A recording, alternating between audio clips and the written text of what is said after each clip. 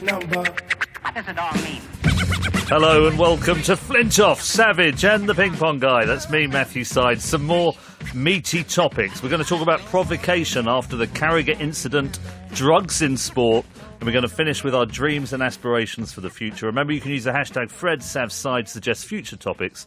But before we tuck in, let's talk about what we've been up to over the previous week. And I can see you're looking forward to this because you met my wife Friday night, Rob. He's chomping at the bit. He's chomping at the bit.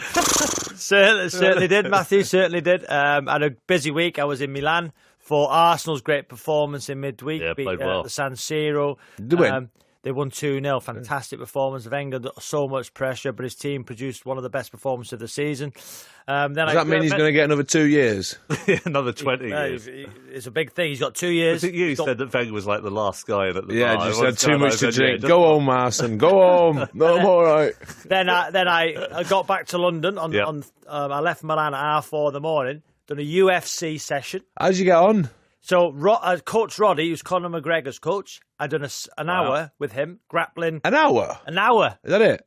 Yeah, an hour. What a guy.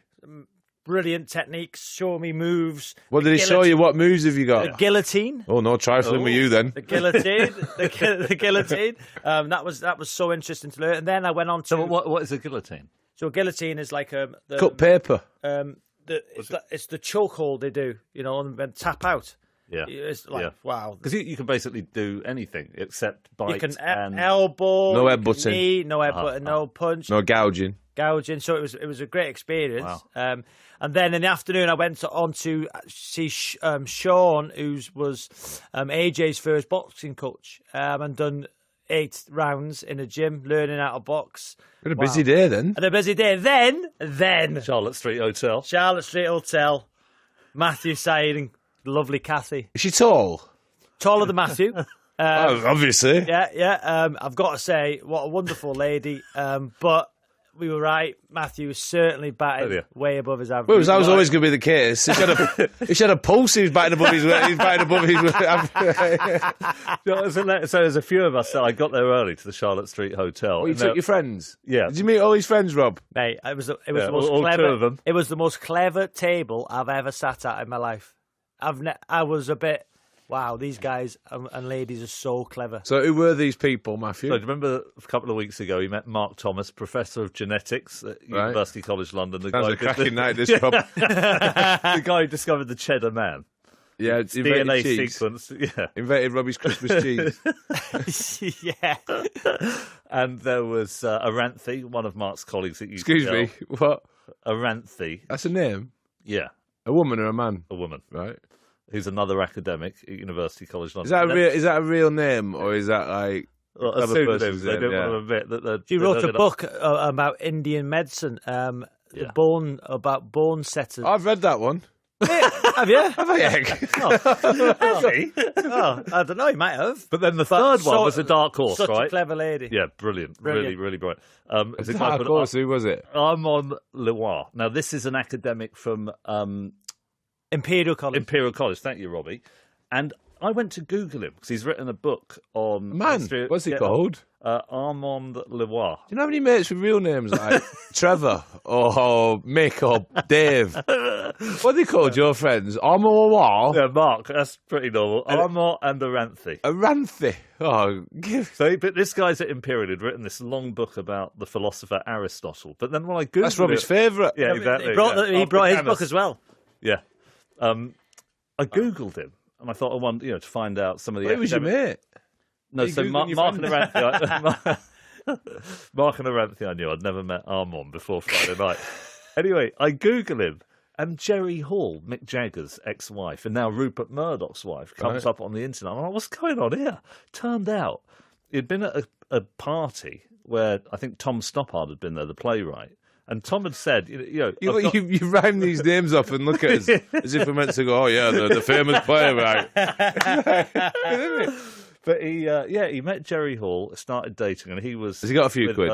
No, he's an academic. So it's a fascinating... When Kathy... I've got to say... So we're all there. Kathy walks in. I didn't see her because I had my back to the door. And Rob, his eyes, he's following this person coming through the door of the bar. I thought, is Kathy here? And I turned round. Then for the next 5 minutes, he was going, this is a miracle. Matthew, how did you pull But I tell you, man, Does she like table tennis? that was it. Matthew. Do you like your backhand? I had a conversation with such an intelligent lady. Well, And she is the brains behind you. What do you mean?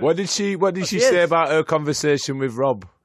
In all fairness. No, come on, tell the truth. Tell the truth. What did she say in the car? No, but I wish I could tell you. We got an Uber home that night, and she said, Robbie Savage. I was expecting him to be... He's better looking in real life. To be abrupt. Crass. And possibly a bit crass. He was charming and funny. I really enjoyed the night. Bit chavvy. But yeah, she's expecting chavvy. Might have been horrible again. I'm just saying what she might have thought. But I'd say what just helping Matthew out with a few words on descriptions. So that was my week, and then obviously done BT, and then 606, which was very feisty.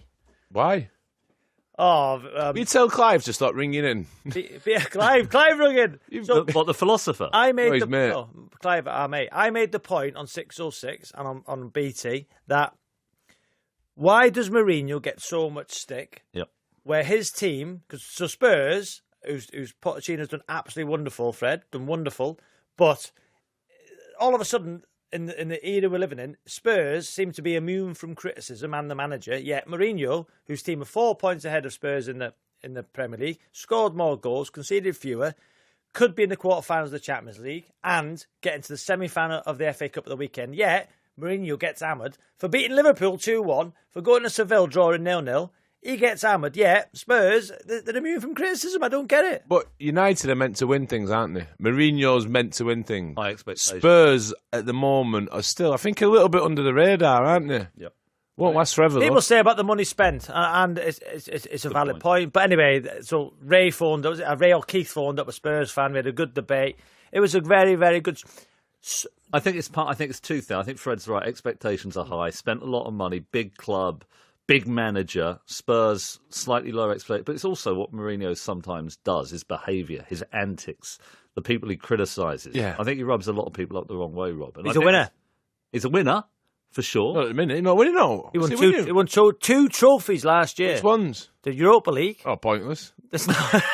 No, it's not. It gets you, gets you into the Champions League, Andrew. Should be in Champions League anyway. Yeah, Man United. You shouldn't be playing on Andrew, Thursday nights on Channel 5. Channel 5. On BT Sport, Andrew. Same thing. Whoa. Colin Murray. No, it's very... It's It's very Dembo. So...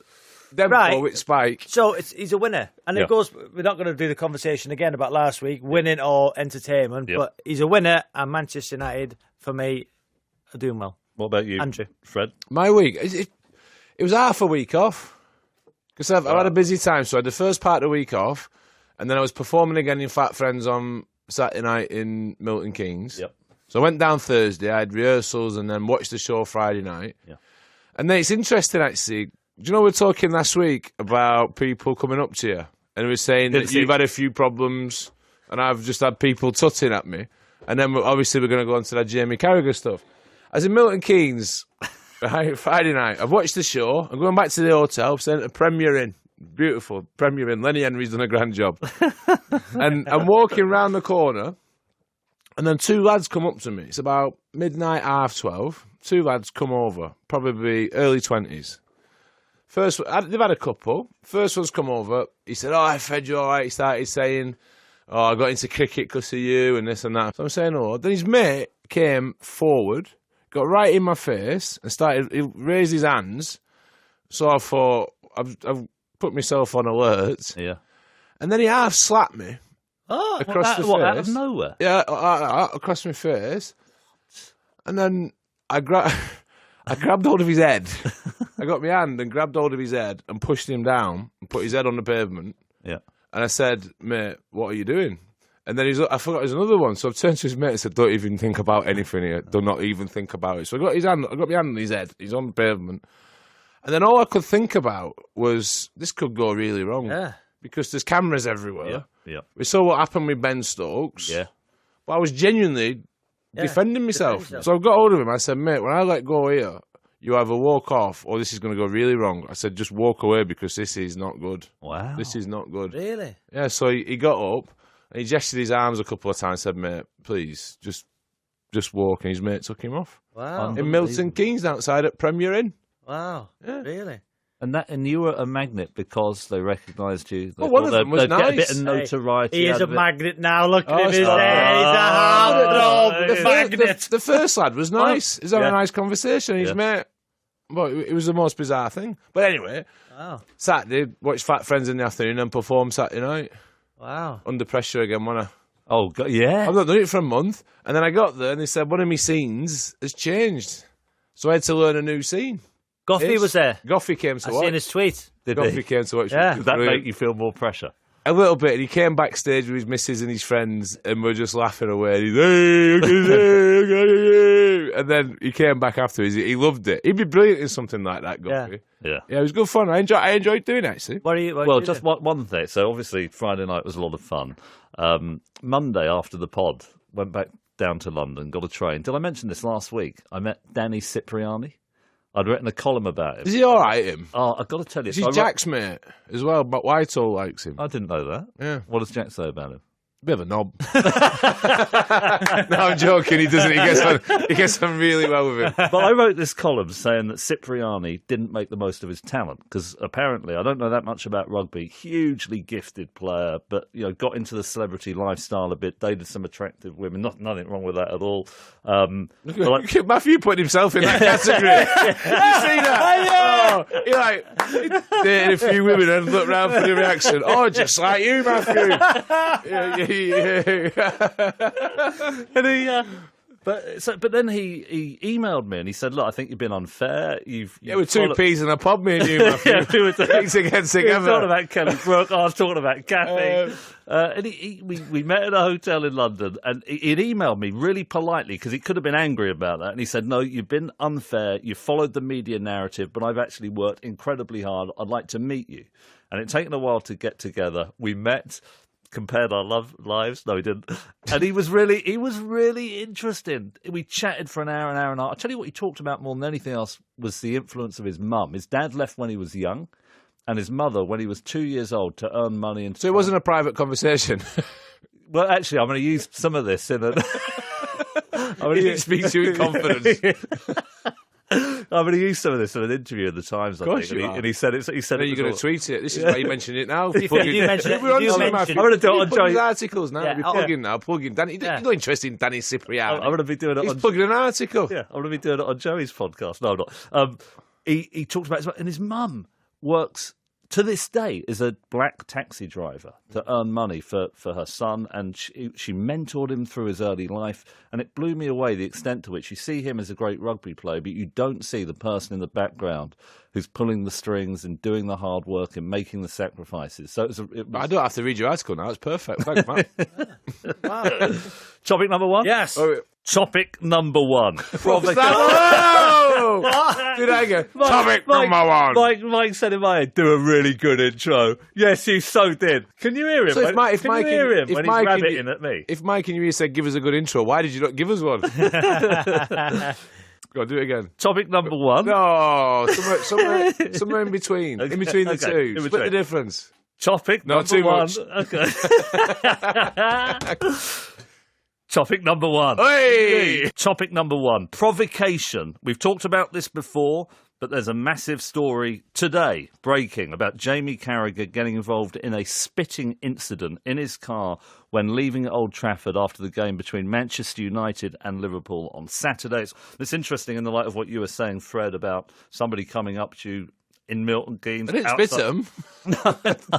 But, you can be a target. But in this case, see, in your case, somebody slapped you and you responded as a means of self-protection. In the Carragher case, context for this, Jamie Carragher in his car, leaving Old Trafford after the match against Manchester United on Saturday, is being wound up by somebody in an adjacent car, and he reacted, and this has been on video footage, he spat, and a bit of that spit may have landed on the guy's daughter, just 14 years of age. Obviously a horrible thing to have happened. I think a lot of people are up in arms. And it'd be interesting to hear your perspective. I've got some views too, because It must be difficult to be constantly the centre of attention, to be people coming up to you, trying to rile you. I mean, in this case, the provocation wasn't that high, but do you empathise with what Carragher was going through, if not with the action? What's your overall take on it? I'll be honest with you, when it comes to that, I would sooner be punched, headbutted or slapped than spat at. To me, that's the lowest. I got spat at on the field of play. Hungary Wales. It was the final whistle. Hungry Wales. Oh no, Wales was hungry. It's like a David Attenborough documentary. Hungry Wales. Here we are in Cardiff, and the Welsh are hungry. They've been feeding on one kebab for the past 6 weeks. Come on, carry on. Good, that's good. So you shouldn't laugh about the situation, really. But 90 minutes had gone, the final whistle, and I think the game ended in a draw. I might be wrong. And I'd had a running battle with this Hungary player. I can't remember his name all night. And then he come up to me and spat in my face, and it was the most disgusting, vile thing. I've lost my head. Lothar Matthäus, the great German player, was manager of Hungary at the time. Marky was our manager, and I was trying to go for him because for me, as I'm with you, Fred, I don't mind if somebody smashes me in a tackle. Yeah. I don't mind if somebody headbutts me like I have been headbutted on the pitch. I don't mind. But spitting for me is the lowest of the low. The germs. The germs. It is. It's vile. Especially if they've got a cold. It's vile. No, it's awful. Vile. And it is unacceptable. Do you know when you played football? I don't know if it's not acceptable in any culture or anything, but was there some sides or some countries you would get spit at? Well, Hungary was only one. Hungary was the only. Wasn't there an incident where Frank Rijkaard got spat at by Rudi Voller? It was all in his ear, wasn't it? It was all in his ear because he had that big ear, didn't he? Yeah, because he had turned around, and it is absolutely disgusting in the 1990 World Cup, and I agree with both of you. There's something really intimate and horribly aggressive about it. Never happened other than in the Hungary game to you. No, but the provocation, the thing which surprises me about this is, listen, I like Jamie Carragher. I've been in his company. I think he's a fantastic pundit. Well, I don't think that's in question, is it? What I'm saying is, Fred, I'm sure the provocation levels he's had in his past as a footballer, on the street, whatever, have been far, far worse. The obscenities probably used at him, the restraint he's probably had over the years is probably unimmeasurable. Yeah. So obviously it's in an instance, he's snapped, he's lost his head, frustration of the game. I'm not sticking up for him because what he's done is completely and utterly, in my opinion, disgusting. Yeah. And what were the consequences be, Matthew, do you think? Well, I don't know about but I've seen it. And you drive in your car, and I get it in traffic and that, and you get people waving, and you give them a wave, or you pretend you've not seen them. Yep. And even if they're being nice, you don't really wind your window down. Right. You can't be bothered. But it's a bit awkward, isn't it? You're in your car. And I don't want to be cutting, because you don't know what's going on in Jamie Carragher's life, you don't know where he's at, and you don't know what's going on. But then, to wind your window down, and then do a big golly out the window at someone, I just... whatever the circumstances, how does it come to that? This is what I see. I think both of you are 100% right. Rob, Jamie Carragher would have put up with very serious levels of abuse. And I'm just listening to you two this week and the other times we talked about provocation. You do build up tactics to avoid it. You build up a psychological immunity. I've seen you in bars where people come up to you, just say, you know what, I'm not going to engage. This has happened before, and you walk away. So what on earth led him in what is a pretty low-key incident to wind his window to a 14-year-old girl? Now, I want to say this too. I've met Carragher. We've emailed each other. We've tweeted each other. We've had long chats about performance in sport, and he's a decent person. I think he's an excellent pundit. What I can't understand is somebody with that level of emotional maturity doing what he did. Do I want to see this career, which is a new career for him as a pundit, and which he was growing into? He's a fine pundit. Do I want to see that destroyed by that one incident? Personally, no. It is so out of character to me for him to do that. We don't know the reasons it started, but like we said, but the thing is, which gets me, is you're in positions where he's been shouted at in the past as a footballer. You're in the safety of your car. Yeah. You're in your car. It's not like someone's in your face. You're in a bar or someone's had a go at you. You're in your car. You can turn the radio up. You can listen to music. You don't have to do anything. It's a family in a car as well who's shouting. I just don't understand what could take someone with his experience of that age, with his profile, to wind the window down and not have a spit. He coughed one up there as well, didn't he? He really did cough one up and had a proper go. I remember being in a car when I was at on a different scenario. It was at Crewe. You remember when you was in a car? I was. You remember when you was in a car this morning? None of them was spitting. I had a Nova 1.4. Talking about in the car and I wasn't even famous at the time. I'm not famous now, but I was in my Nova 1.4 SR, and I was playing for Crewe. And I remember I was at a roundabout, and I pulled out, and there was a van behind me, and the van was flashing me. I must have pulled out because I just passed my test, and I must have been a bit, a novice driver. Yeah. Pulled out, put my hand up to acknowledge I made a mistake, and then for a mile he followed me, flashing his lights. No, I was 21, 22 years of age. Anyway, I tried to get away from him, and I was going down streets I never knew, and he kept following me, and I had to stop, and I was shaking, and he got out. I thought he's gonna do me, and you could say I was 9 stone wet through. I had my Crewe kit on, and I think he thought then, well, I can't do anything here, but I panicked. And another incident, I was with Keith Gillespie when I played for Man U, and I had a 1.1 Fiesta. Yeah, so we just come back from Accrington College. It's a true story. Accrington College. I'm sure you won't make this up. Yeah. I was driving, and it was 2 lads. I think it was a BMW, quite big. Are you making it up now? No, we were in Bury. Yeah. In Bury. A BMW in Bury. Really? So we're coming through Bury back to the digs, and Keith made a gesture to them. They followed us, come to the traffic lights. They got out. They booted me car, wrecked me car. Kicking the doors. My car was wrecked. Opened Keith Gillespie's door. I thought, oh my, they're going to pull him out here. Anyway, slammed the door. The car was wrecked. Wow. Honestly, so that's 2 instances when I've been in a car where I feared for my safety massively. Did you have a word with Keith? Like, don't yeah, make gestures out the window anymore. Yeah. Obviously, Keith paid for the damage on the car. The 2 doors were wrecked. I had to have 2 new doors on my car.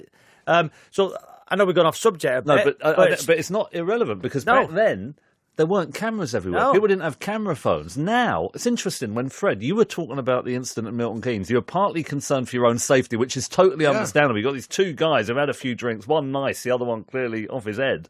And you're thinking, what about my own safety? But the second thought that flickers across your mind, rightly, is if I now defend myself in a way that I need to do, but I do it vigorously, if this guy comes back at me when he comes off, his head's off the going floor, nowhere. there could be a video phone somewhere. And then it could, if they edit that, it could come back to bite me.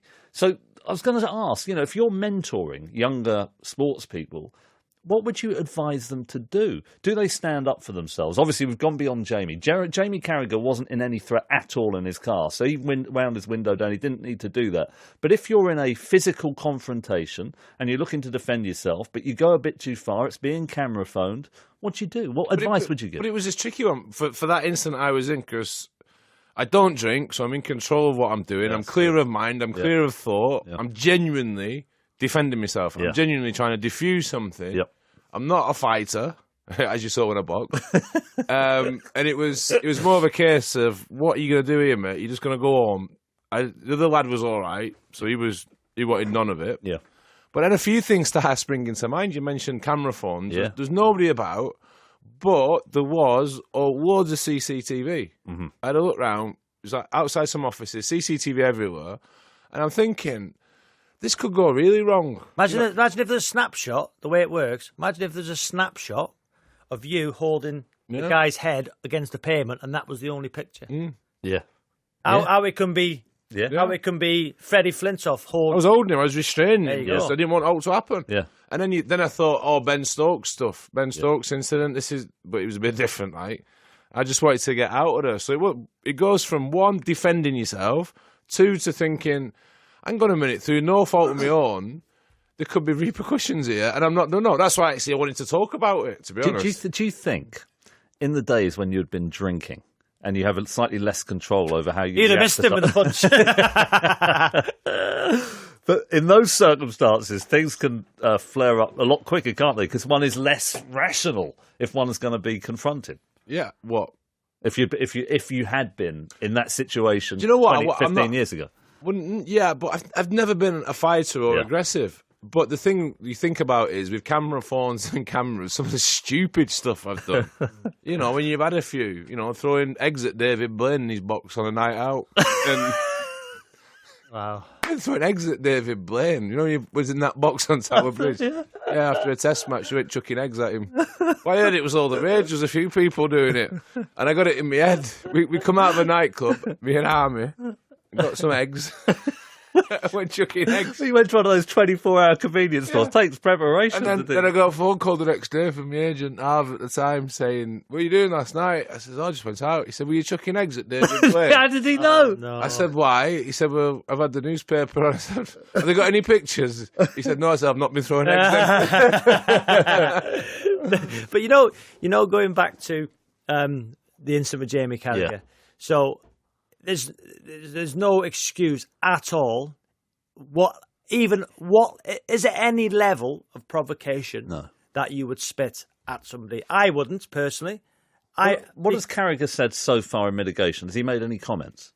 I think he's apologised. He's put a tweet out. I think he phoned the parents and the 14-year-old and spoke to them and apologised. Yep. He's tweeted. He's apologised, which is obviously a very good thing to do.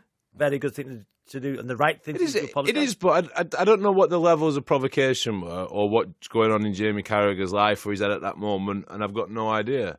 All I'm saying is, if someone had spat on my daughter, I think I'd have dragged him out of the car. Yeah. Yes. So what? Yeah. Yeah. What? Yeah. I think the fella's taking it quite well, to be honest. But the spitting is horrific.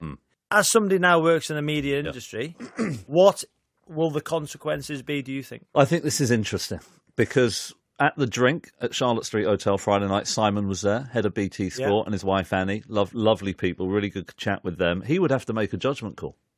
If it had been Jamie Carragher on BT Sport, he'd be waking up this morning. It might be next week. Sorry. We'd have to make the judgment call about whether to hire him. It's a difficult one. I think, every now and again, when I write in the Times, people say I'm a bit too soft because I often think of people having second chances. I bet John Terry never said that, did he? Right, you're writing an article in the Times tomorrow on this situation. You get your journalistic head on. Take your emotions and feelings out of Jamie Carragher, who we all agree is a good lad and a fantastic pundit. You're writing in the Times tomorrow. This is your piece. What are you writing? I'm genuinely very conflicted about it.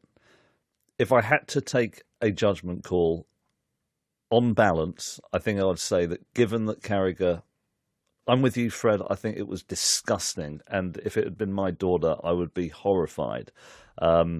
I don't think that there's any level of provocation. What we've seen, the bar was way too low. And anyway, it's a completely gratuitous gesture. He could have done his window up and just carried on driving. Having said all of that, I think on balance, that one rush of blood, he's apologised. I'd give him another chance. It's difficult, though. So it's interesting. Use the hashtag FredSavSide to tell us what you think should happen to Jamie Carragher. We recorded the podcast, as we always do, early on Monday. We were waking up to the news story that Jamie Carragher had been involved in a spitting incident. In fact, the first time we saw the video from the Daily Mirror was just before we recorded. We debated it, and since that happened, Jamie Carragher has been suspended in the afternoon, and Rob thought, rightly, be an opportunity for us to reflect on what is unquestionably the hottest story at the beginning of the week. Fred can't be with us, but Rob, what's your take on what you've heard this afternoon?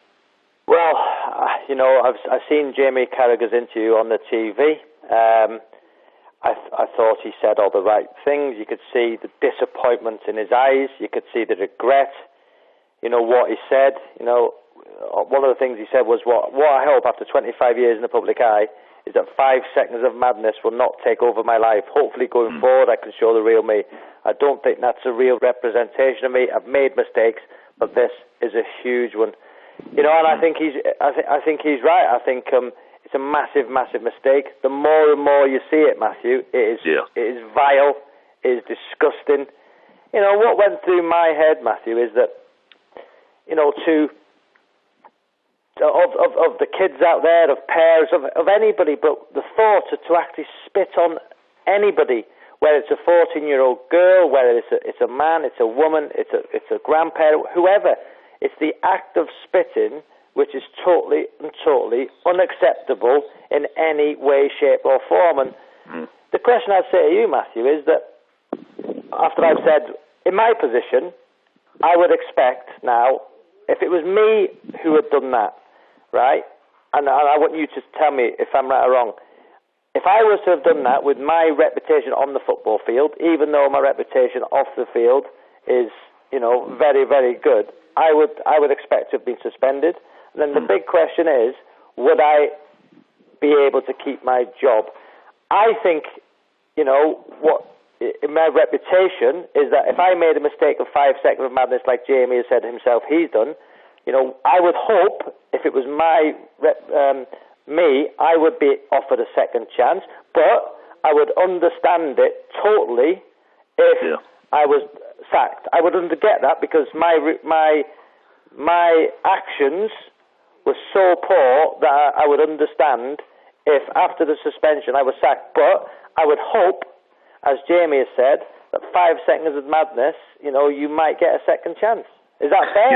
Yeah, I think all of that's fair. I've been looking at the comments on the Times website, and almost all of them think that Carragher should be sacked. They're absolutely disgusted by what he did. A lot of them are saying it's a criminal offence to spit at somebody else under the Public Order Act. And a lot of people are saying, why aren't the police arresting him? There's also been quite a lot of criticism for the guy who was goading him on the road and why he was using a mobile phone and allowing Matthew, the Gordon, I'm sure Jamie Carragher, I'm sure yourself, Freddie, we've been goaded far, far worse. Oh, yeah. This is what I don't understand, that the 2-1, a moment of madness. And when we talk about goading, we've all been in situations where we've been goaded far, far worse. Yeah, I mean, every day. If you look at Twitter 10 times, I mean, it was actually quite a friendly one. 2-1 lad, it was no swear words, it was nothing nasty or personal, there was no invective. It sounded to me like somebody just wanted to have a bit of banter. So the reaction, as I think about it, is absolutely extraordinary. So I think what Sky have done is probably right to suspend him because the public is absolutely appalled, and they are a broadcaster who want to keep the public on side, and if they're shown to have low ethical standards, I think that might be a problem for them. But what you said is also true. If you had done it, or if Fred had done it, my first response would be, give him a second chance. And I've seen Gary Neville's tweet, Matthew. Well, exactly. Yeah. So Gary Neville's just tweeted, I've just watched Carragher 23 say sorry. No excuses, he's made a big mistake. He's massively passionate about football and he's overstepped the mark and shouldn't have reacted. I've been on TV for 3 years with him, and in my opinion, this isolated incident shouldn't stop us working together. 2 things. The first one, he's massively passionate about football and he's overstepped the mark and shouldn't have reacted. There's hundreds of thousands of people who are massively passionate about football, yet don't spit on people. Let's make that clear. Yeah, so I know Gary has been honest there, and it's his opinion. But what I will say, he's sticking up for his mate. And if you or Freddie would have done a similar thing, I would have also been one of the first ones on Twitter to defend the person I've known for years, the person I've worked with for years, and tried to make people know the person inside, know the person behind the name, and try and make people understand that it was a moral madness. So I get both sides. But the thing is, though, Rob, you would defend me or Fred if it happened, and I'll do the same publicly. But privately, you would absolutely lose your rag at both of us for having been so stupid 100%. And aggressive. And, if I said it was a moment of madness, you'd say, that's unacceptable, you mustn't do that. Publicly, you'd defend me. I think that this is going to run and run, Rob. He's been suspended. Sky have got another decision to make about whether they sack him. He may take the view that he needs to resign just to take the heat off. My sense is that this is going to be a story this time next week. Perhaps we'll pick up on it then. But I think it's been a good idea to reflect on. Do you think, Matthew, do you think there is a way back for them? Do you think it's a likability factor from the person himself? For instance, we've seen other people in the media get a second chance We've seen other people in the media, not having a second chance. Do you think it's what you've done in the past? Is it the likability factor of the person?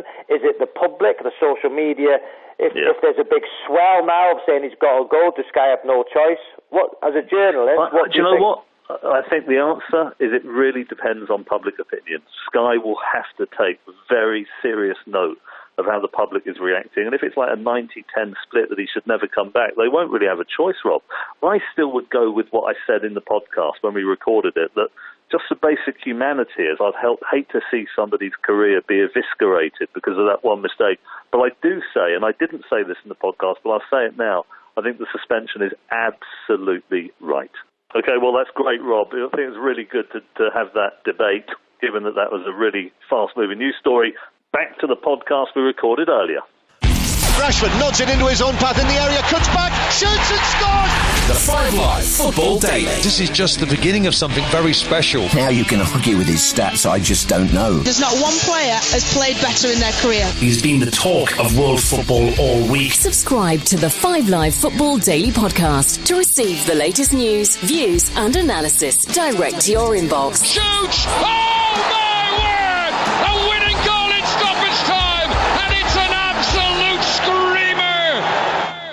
Topic number 2. This is drugs in sport. Team Sky, one of the most esteemed British sports operations in the world. They're in the middle of a crisis. Bradley Wiggins took therapeutic use exemptions within the rules, but a lot of people think unethically. There was a jiffy bag. So that was sent over to the end of the race, and there is an allegation that maybe there was a drug that he took that he would have needed a therapeutic use exemption for. He denies it, and it hasn't been proved. What's the crux of this? As I understand it, he's taking his inhaler for asthma, which is against the rules. You need a CP or a TPO or an FTP. TUE. Or an STD. TUE. Whatever you need.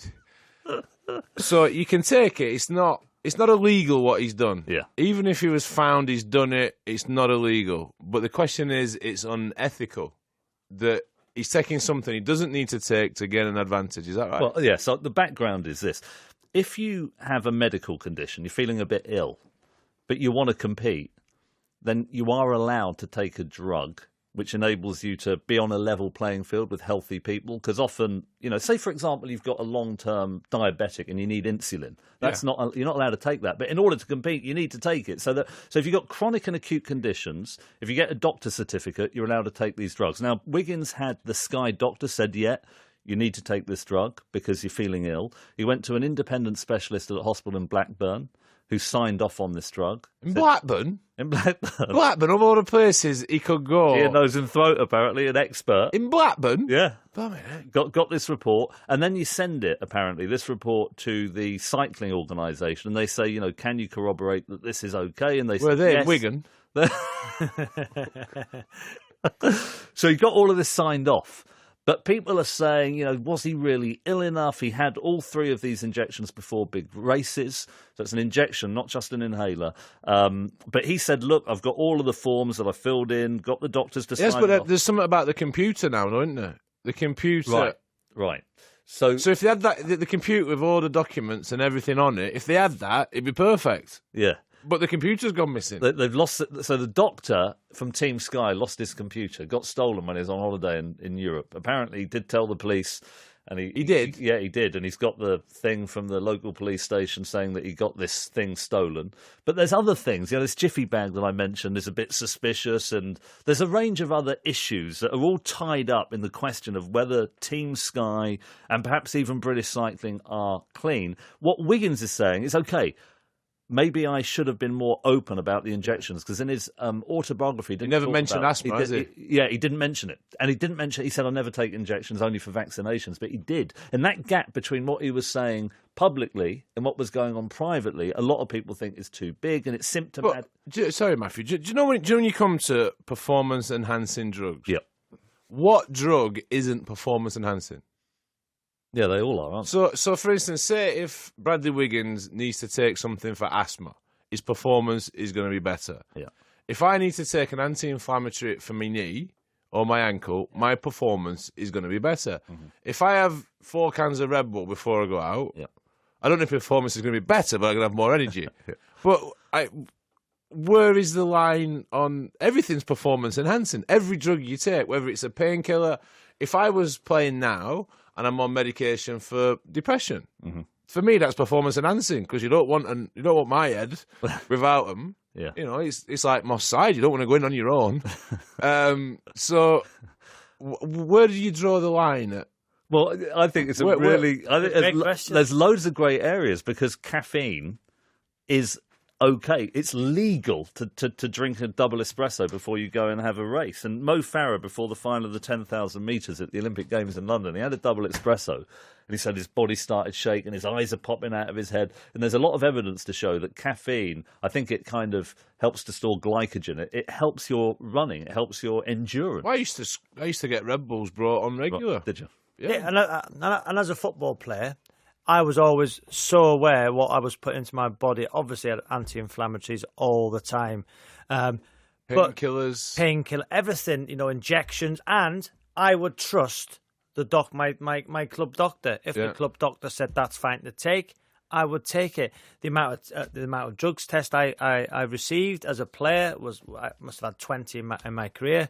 But there was occasions where, for instance, this is how worried I was and how aware I was of situations of taking drugs where, my boxer dog got ill and she was on steroids. Well, you didn't test her, did you? What? Well, she got tested. No, but the point where you're giving the boxer dog steroids, and on the occasion I forgot to wash my hands, go to training, and because I was that aware that on one particular day I got drugs tested, and I'd say to the doctor, Doc, listen, I'm not being funny, I've given my dog steroids today, I forgot to wash my hands. Yeah. If I've touched my mouth with my hands, could there be a trace of anything in my system? How would I explain that? Do you mean? So this is how aware I was. Wasn't allowed to take cough medicine. You'd have to ring the doctor. Which cough medicine can I take? You'd have a list. Oh, I'm with you. You'd have a list. Like the words I couldn't even read. They were that long and medical words. And you'd have a sheet of what you can and can't take. Well, how would I know that? But the problem with that is, because the problem with that is, I was the same. We got drugs tested. When I first started playing, it was quite relaxed, and then as it got on, WADA got involved. I had to give an hour a day for 3 months where I'm going to be. So I said 6 till 7, I'm probably going to be in bed, so come then. But then when Robbie talks about, you get this list. So if I was ill or had a cold or something, you just have to suffer it. I don't want to take anything. Because the Lemsip's banned. Everything is banned on the list. But the problem with that is you get the list, but you get all the ingredients. Yeah. I don't know what's in what. Yeah. Why don't you just say like a Lemsip or a Strepsil, whatever it may be, is banned. Give us a list of things that you can actually take. Because then what would happen is there would be some manufacturer in Ecuador that would get the ingredient into a off-the-shelf drug that wasn't on the list, and people would say, well, it's not on the list. So they go for the actual ingredients because it's those that specifically give you the boot. And it's because, basically, not everyone's honest. Yeah, but also as well, I was like, Rob, I was so worried. Even things like, you come off and protein powders and all that. I'd sooner eat, don't get me wrong. Yeah. But you hear all these things about cross-contamination and things like that. So I would have I'd have nothing. But then on the flip side of that, I survived the second half of my career on so many drugs. I don't mean drugs. I mean anti-inflammatories, painkillers. Yep. I was getting injected every day. Yeah. Into my knee at the end. I was getting injected more or less hourly. Wow. But obviously it's happened to me. I played for Wales in a playoff against Russia in 2004, I think it was. We went to Moscow, drew 0-0. Come back to Millennium Stadium, we lost the game. But in the first game, Igor Titov. You're making this up now, aren't you? Pardon? Who? Titov. Titov. Yeah. What are you on about? Where have you gone with this? So what I'm saying is, so when you're on a level playing field and you lose the game, you accept that. But in the first game, Titov failed a routine drug test. Are you sure that wasn't the crowd chanting at you getting that Titov? You sure? Get that tit off. Come on, carry on. Why are you being horrible? What? Carry on, Igor. I'm trying to be sensible here. Seriously. So let me explain. Yeah. So we're talking about level playing field, in performance enhancing. So Titov failed a routine drug test. I knew you'd like that one. Following the first leg of Russia's playoff with Wales He failed? in Moscow, he failed. Too much female awareness. Yeah. Titov, he played in the second leg. When he played in the second leg, he was given a 12-month ban and fined £12,800. But so as a player, then you're playing against a guy who played in the second leg, yet was found guilty in the first. How can that happen? So how can that be fair? Maybe they had to test the B sample or something, because I think you give. Yeah, but if he played and he was found guilty, as a player who might have played against him, he has got an advantage over me. They win the game. Therefore, that is completely and utterly wrong. So should that result been reversed? No. Well, I think if it could. Or is it individual? That's difficult in a team conduct. I think there have been examples where relay teams in athletics, 3 of them have been clean, 1 of them has been doping, and they've had their gold medal or silver medal taken off them. All that, though, does it? Because that annoys me as well, to be honest. That annoys me. Because one, do you know when it did years later they start giving medals back and giving them out? It annoys me that. Because one, I won't want that medal. Really? And they say people, they're all excited, they've been upgraded to a silver or gold. I won't want it because you've not won, have you? Fine, you've taken the drugs, but that was your moment and you've not competed. So I struggle with that. Also, as well, what annoys me more is the fact that you talk about drugs cheats and you talk about people. This is changing people's lives. Right. You imagine that, I can't remember the name, but it was an incident where you think the gold medal is gone, or the Tour de France, or whatever it is, and someone's won it, and in 5 years, 10 years' time, find out that they've been cheating and it strips off them. Well, to me, if I get given that medal, it's no good to me. Because that time, if you've won the Tour de France or you've won a gold medal, that is a life-changing. That's life-changing. Everything that comes off the back of it, all that hard work, that is your reward. But you've got someone who's cheated, and he's taken all that out off you. He's taken the cookies out your jar. He has. He could have changed your life, and you're meant to be happy. But given the moral significance of drug taking, say for example, we were talking about what drugs should be illegal, what should be banned. But let's say you've got this list, regardless of whether it's a rational list or not, and you've got some people who obey the rules and some who break the rules. And those who break the rules get an unfair advantage that can have massive consequences for the whole future of their life because they get all of the glory. Some of the people who cheat, they're not even caught retrospectively. They live the rest of their lives enjoying this glory that they don't deserve. And then you have somebody else who's obeyed the rules, done the honourable thing, who doesn't get any of that. There's a lady that I got to know called, do you remember Kirsty Wade, the middle distance runner? Yeah. Brilliant, Welsh. And she was up against East German dopers who came out later as dopers. And it meant that she never won an Olympic gold medal, even though she was a fantastic... I think she's still got the Welsh record for the 800 metres. And she now lives in the Outer Hebrides and runs a bed and breakfast with her husband. And I talked to her about it, and I said, don't you resent the fact that you've had this life of anonymity, gets no invitations to Buckingham Palace, didn't win a damehood or anything like that? And she said it was interesting. You give them away now, don't you? Yeah. She said...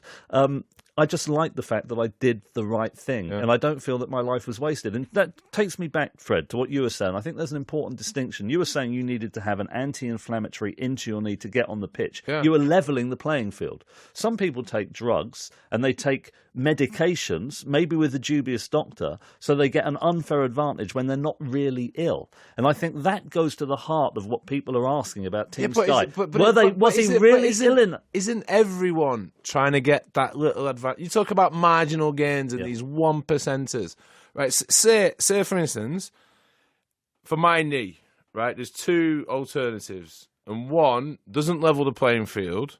This is not what happened, by the way. This is hypothetically. Yep. So you got one jab or one drug which levels the playing field. So you kind of fit, but not quite. And then there's another one which there's no legal, not illegal in the sporting world. It's not, but this is a better drug. Yeah. And this turns your knee into 10 times better and gives you a little bit of a kick as well. Yeah. What are you going to take? Well, funnily enough, that I think goes to the heart of this issue. Exactly, that's what I'm saying. It was a drug that, it helped manage Bradley Wiggins' symptoms, but people also think it may have helped him to lose weight and given him an advantage. Well, we could have done with that, couldn't I? Where is this wonder drug? It's called triamcinolone. Sometimes I wish I had asthma. What, you lose weight with asthma? Is it all that breathing?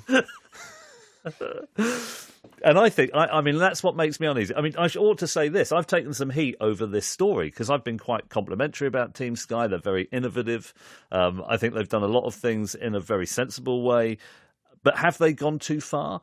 I think the evidence is still out to an extent. I think a lot of it makes me feel deeply uncomfortable, really uncomfortable. Because what is it? So he has, correct me if I'm wrong. Yeah.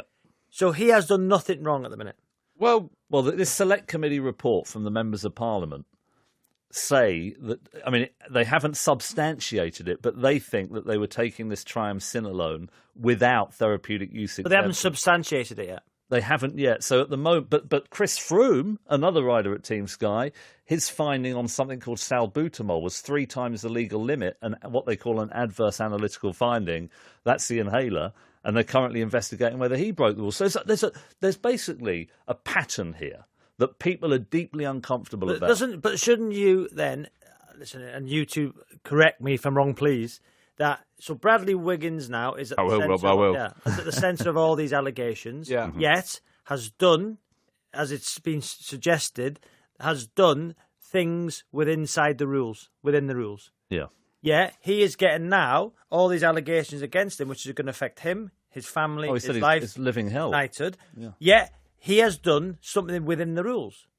I think it's an ethical thing because you look at you got that fellow on his back at the minute, Walsh, who wrote the book on Lance Armstrong. David Walsh. Walsh, who hounded Lance Armstrong, nearly lost his life, nearly lost his marriage chasing Lance Armstrong. He was convinced Lance Armstrong was dirty, was cheating, and everyone was saying to him, no, and he just followed him for years and years, and he was, in the end, proved right, wrote a book, and now, if you don't want one man on your back, it's this fella, because we've seen he'll go to any length, and he's on Bradley Wiggins at the minute. I saw him on with Piers Morgan. I saw him on the... He's doing the rounds at the minute. Breakfast TV? Oh, he's all over the place. And the one thing which differentiates between me, I'm a Bradley Wiggins fan, right? I like cycling. I like Bradley. I like these a little bit quirky, he's a little bit different. You get people within sports who make a sport almost, raise a profile, and in cycling he's done that. And people are comparing the two of them. Right? You got Lance Armstrong, who's been done, he's been stripped of all his titles. But if you look at the language they're both using, Lance Armstrong at no point said, I've been tested, I've never been proven to be dirty. He never brought his family into it. He never started saying the knock-on effects. Lance Armstrong was very hard-faced about what he's saying. Nobody's caught me. That's what he said. Bradley Wiggins is very, very different. If you look at Bradley Wiggins' interview on the BBC, he was emotional. You could see, and I was believing him. He's saying, look, this has affected my family. This has affected everything about me. Yeah. He wasn't going down the Lance Armstrong route of, you've not caught me. Yeah. He's saying, I've not actually done it. I've not done this. I like Bradley. Yeah. Well, let me throw so my judgment might be clouded. I was going to say, let me throw this into the mix. I know Dave Brailsford, who's the general manager of Team Sky, really well. I'm not having him. No, you're not so sure about him. No, he's a bit happy with himself, that lad, isn't he? But because you know him, and you think, that person wouldn't break the... You know, when you get to know somebody and you quite like them, I think it's more difficult to believe that they would break the rules. A couple of things on that. Yeah. In Parliament, have they not got better things to do than worry about Bradley Wiggins' bike? All the things that are going on around the world, that someone has thought, you know what? No, never mind what's going on around the world, all these things. Yep. Let's have a go at Bradley Wiggins. Yeah. Well, I mean, heck, you've got too much time on your hands. Is that really someone trying to make a name for himself? I've got to tell, I had a massive... A group, what do you call it? A selection of letters from Times readers saying that they're very annoyed with the number of issues that MPs could be dealing with. They're talking about sport. What do you reckon? Times readers still write letters. Yeah, you'd be amazed. Every email. Yeah, but remember our readership. Some of them they're quite old, and I tell you, the most beautiful letters you get in Jiffy. They get a big Jiffy bag. They put all of the envelopes. You love a Jiffy bag today, you? And then once a week you get about 20 letters, and some of them are unbelievable. So one of them was from a guy, I can't remember his name, who ran for Britain in a I think it was a meet in Crystal Palace in 1956, and said that after the event there were syringes in the dressing room from the Russian team. So you get some interesting stuff. But so going back to the drugs, and I think we're going back to one common denominator here as sports people. You put your trust in experts in the field they are in. So whether it's the doctor, whether it's the physio, whether it's the manager, you trust these people, don't you, to do the right thing by you. Mm-hmm. And as in my case, and as Fred's case, when we've put anti-inflammatories in our body, when we've taken cough medicine, if I ring the club doctor and say, is that okay? They'll say, yeah, you take it. And then you think, I've done everything by the book, as Bradley Wiggins has, suggested. Yep. Yet he's getting hammered because he's done something within the rules. Yeah. For me, when I used to go out and people used to send a drink over, like it happened on Friday night, even now, and I'm not an athlete now, so I could do whatever I want. But even on Friday night, somebody sent a drink over, a great gesture, tweeted me, loved the podcast, but it was, I don't know, it was a vodka. He must have asked the waiter, vodka, lime lemonade. I was drinking. But I wouldn't drink it. And your missus said, Kathy said, are you going to drink that? I said, well, I'm always wary from my playing career. When people sent a drink over, they could put anything in it. I couldn't say no. Keep them coming, kid. Keep them coming. You are responsible as an athlete what you put in your own body. That's the weakness. You put your trust in professional people. I'm thinking about this, and I'm thinking Bradley Wiggins' case, fine, but more the stuff that surrounds it is he's not broke the rules, he's not done anything illegal. And I'm trying to think, if I was sat there in the dressing room and the doctor came up to me and said, look, we've been working at this, some marginal gains, whatever you want to call it, and there's this anti-inflammatory, which you can take, which is legal, it's fine, it's nothing, you can't, if you get tested, it's all good, but if you have that, you'll feel so much better, but it's up to you. What would you say? Or if someone says, you know what? Great point. I would say I've got this inhaler here. All right, you might be a bit unfit, but you've not got asthma. But if you take this inhaler, which I promise you can't get done for. You can be tested right now, have it in your mouth, and they can't do you. Would you like to take it? Because you might bowl 3 miles an hour quicker. You might not get as tired. If it was in the rules, what would you do? I'd take it. Would you not? Hang on, do you know repeat that before I get myself in trouble. I'm not getting you in trouble. I was just going to think before I spoke, unlike you then. And what I was going to say is I would love to think I would say no. But competition brings out the best and worst in me. I've got to win. So if the doctor come up to you in the dressing room and said, this is within the legal limit, it's legal, it's prescribed, it's fine, but it's going to give you an edge, yeah? Would you take it?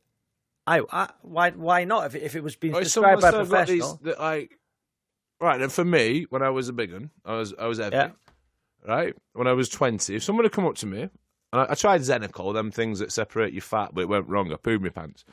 So if they came and said, "Here we go, we've got this here. Yeah, it's fine. It's herbal, whatever it may be, and if you take it, you're going to lose 2 stone." Yeah, you would have took it. Which is performance enhancing. Yeah, you would have took it. That is my weakness. I can't see me not saying, "Oh no, I don't want to lose 2 stone." Yeah. I remember signing for a club. I remember signing for a club, and I was weak. I was exhausted. I was mentally drained. And I remember is it vitamins and stuff they put in your body, like on a drip? Yeah, B52s. Vitamins, and I was there because and to get myself back. Again, it could have been anything in there, but you put the trust in the doctor, the medical staff, that, Robbie, this is fine. This will give you a boost. This will get you. It's all legal. Why would I not do it? But here's. No, but I'll ask you first before you go on. You was an Olympian. Yeah. Went to the Olympics. Not a very good one. Oh, come on, Rob. Sorry. If you'd have had an inhaler, it'd have been 10 times better. So if if you're going to the Olympics and then you're there with your doctor for Olympics, and then you're getting ready for your match, and this fella comes up and says, "You know what, Matthew, Syed, I've got this thing here, right? It's fine. They can test you. You can piss in a pot. No, you can wee in a pot, and you'll be fine. Don't worry about it. And I give you this. This is going to make your wrist so supple. You're going to be, even though you've had a month in Olympic Village, and I reckon your wrists are loose. I reckon after this drug here, your wrist is going to be so limp. You're going to be spinning it left, right, and centre. There's going to be a spring in your step. You're going to be bouncing. You're not going to get bored playing table tennis. Hair will grow back. It's all that, and then you'll be an inch off end of your nose. It's this is like the best you've ever seen. And the best thing about it, Matthew Syed, it's all legal. Are you having it? Okay, the answer to that is yes. Except, all right, Bradley. But with one caveat, though. One caveat. So I think... Give me some illegal stuff as well. As I understand it, this triamcinolone, you're only allowed to take it if there is a medical need. If the doctor says to you, we can pretend you've got a medical need that you don't really have, and therefore it's going to help you manage your weight... That would be against the rules, but you can't prove it. If the doctor signed it off and said, you needed it for medical need, but you didn't really, that's against the rules, but you can't get caught. I don't think I would do that. But if a doctor said, I can sign you off on this, a mate of mine, right, he's got 2 dogs, and he loves his dogs, and he wants to take his dogs everywhere, and you can't take them on a plane.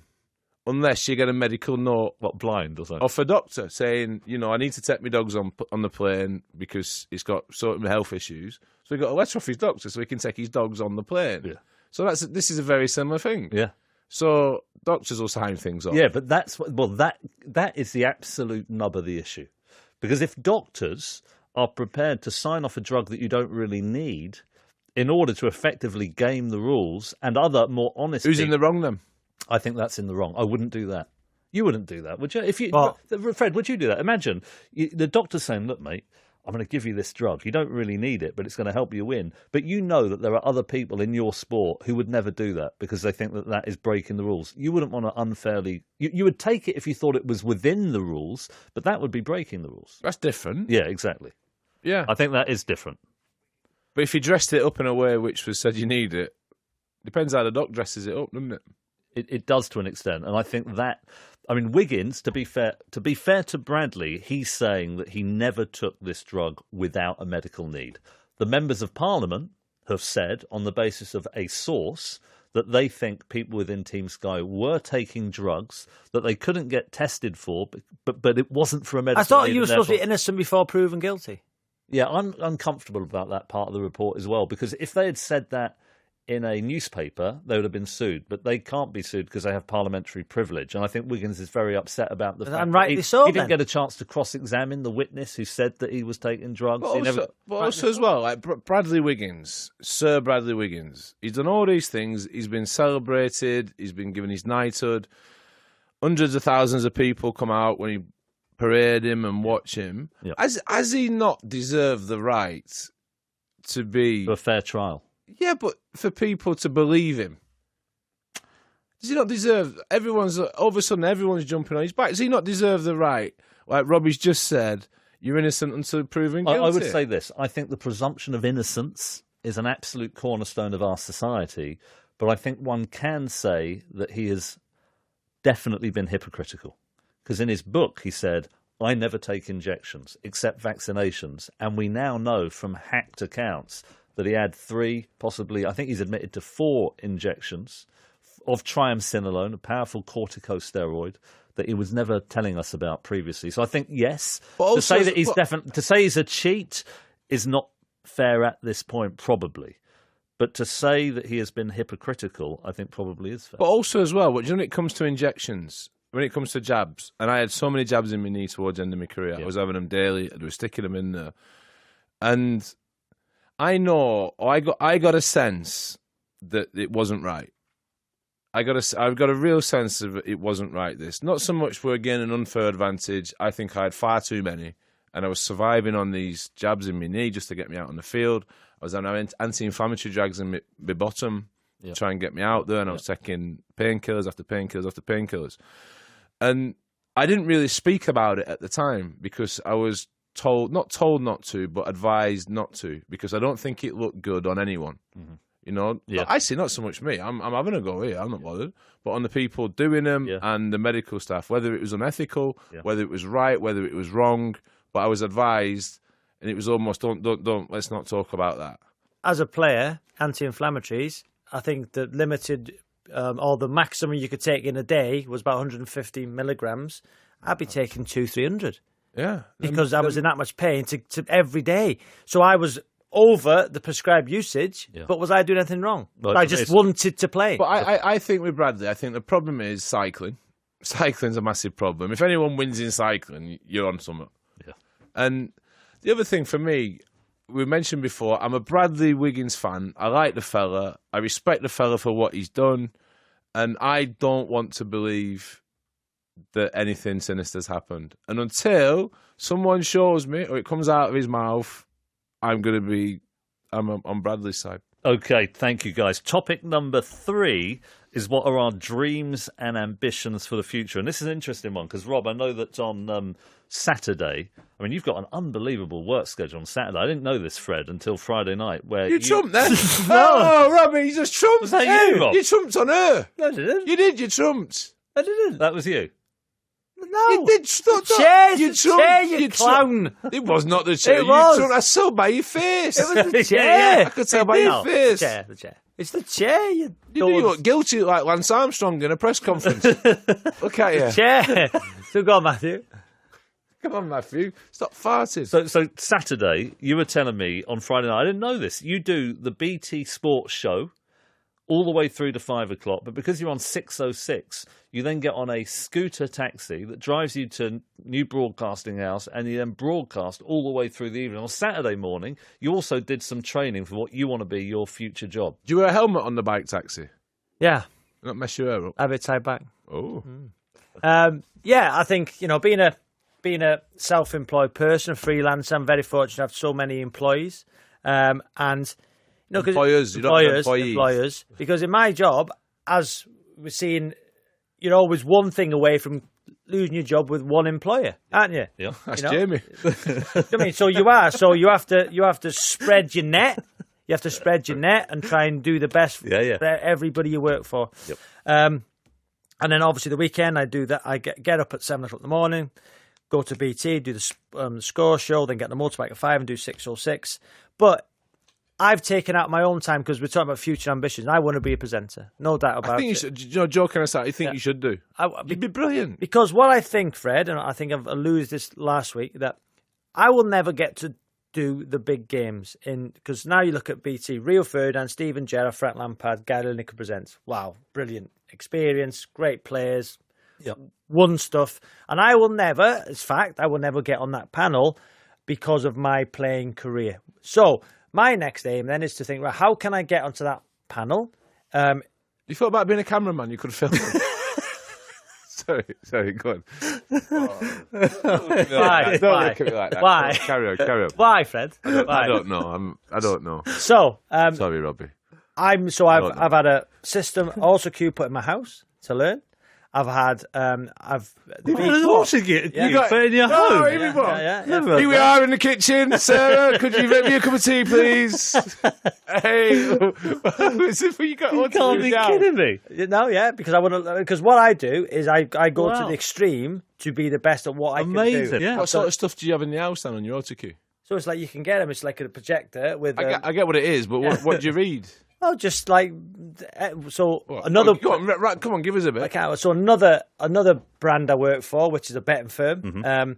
They'll give me all the stats on the weekend, and they'll put it on an iPad. Yeah. And the iPad will then go to the projector, screened onto me cinema screen, and then I'll just say, right, Liverpool against Manchester United, big game for Liverpool at Old Trafford. But I just go through it, and it's how big's the letters on your autocue if you're at the cinema?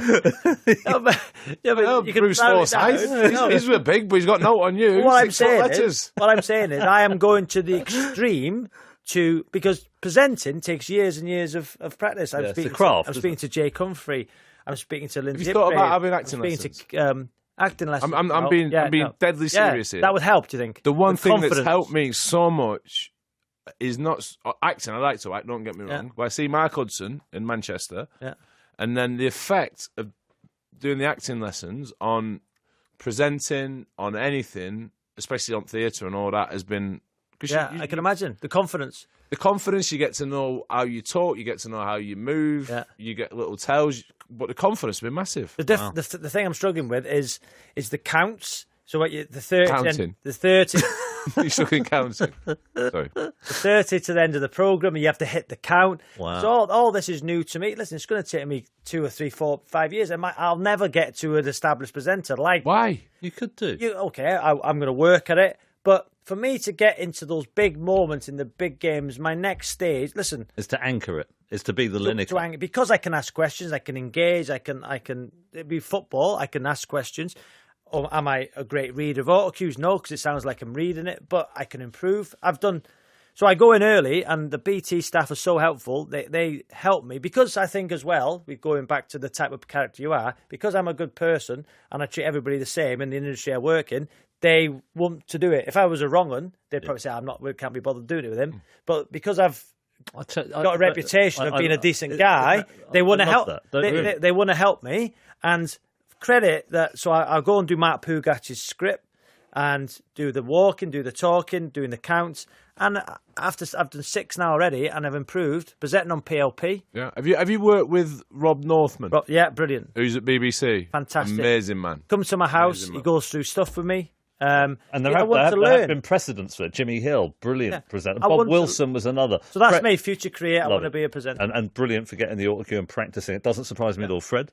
Well, so many options. We've got the property thing. That one of the things I'm looking forward to is seeing some of the buildings that we built around Manchester. Yeah. That'd be completely different, change of tack from anything I've done. But that is something which, you know what, that's not for me. Is not like, I don't want a pat on the back and I don't want this, that, and the other. But for me, the thought of driving through Manchester, or wherever it is, and then seeing a building, and that's for me. That it's not for like, well done. It's like, I see, we got involved in that and we made a difference in Manchester. Yeah, and it's not for knighthoods, but if they're giving knighthoods out, we'll have a look. But it's more so just for personal satisfaction. I think that'd be really nice, leaving a mark on something. England cricket coach, yes. Yeah. That'd be amazing, wouldn't it? It would. Do you know what? I'm torn with this a little bit, because one of the things with it is you think, well, it probably could never happen because of my reputation, but then I think, no, that's absolute nonsense. If I want to do it, I'm going to do it. Good for you. When that'll be. But then there's also the other stuff. You know, I've done quite a bit of TV recently. Hollywood? No. Never Hollywood? Well, I won't say never, but TV from a presenting point of view, for the past 8 years since I retired, I've probably been working towards this point. And it's all good. And I'm starting to get some jobs, but I'd like to do a job which is mine. I don't rely on other people. My own show, where I live and die by what happens. Yep. Acting, yeah, I'd like to act, but I'd like to do something a bit grittier, like a real bad one. Yeah. Bond would be all right, or something like that. You know, Bond would be fine, or on stage The Phantom. A bit of that would be fine. Yeah. But I don't know. You've got so many options. Yeah. But I'd like to do something proper in acting. I really would. I think for me it would be making a difference. I mentioned on a previous podcast, I still have that. Yeah, I'm talking with politics. You are. Yeah, but do you know the problem is with politics is? No, seriously, I've often thought about it. But do you know the problem? The problem with it is there's only one job I want. Prime Minister. Yeah, I'll go big or go home. So you want to be the Prime Minister? Yeah. I mean, well, Trump's got it. Well, I've got a chance. Schwarzenegger was governor of California. You've got no chance. I've got more chance. I would vote for you. I would. But because you want to do something that makes a difference to people's lives. He's not going to be Prime Minister. No, he could be. I think he would walk into Parliament as a member of Parliament. Yeah, I'd be after you. Hey, Rob. I'd be after you in Parliament. Hey, think about it. With his background, popular with people. So he would walk. He's articulate. So all those people who've tried over the years to be an MP, he's going to... Seb Coe was a member of Parliament. What? Seb Coe was a member of Parliament. All you do is argue in a room. It's like sitting with you. All you do is just someone says something, you go, oh. Here's another.